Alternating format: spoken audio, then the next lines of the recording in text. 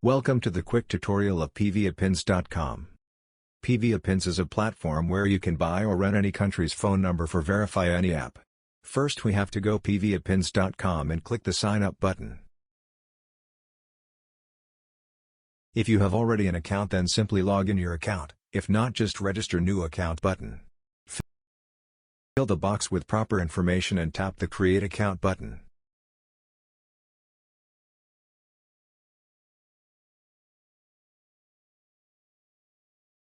After sign up successfully, we will see the interface like this. For purchase or rent any number, we have to recharge this account. The process is very easy, just hover on top up option and select recharge your account. All available payment methods are shown here based on country. Select any of them and made a successful recharge. After a successful payment, the amount will add our account and will be shown here. Now we are ready to purchase number here. Having trouble to open a Lyft account from Canada? No worries, pviapins gives you the online Canadian number. First we have to visit lyft.com. Entering here, the Lyft interface will appear here.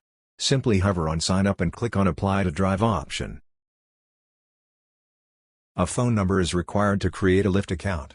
Now return to pviapins and search here targeted country. Select the country.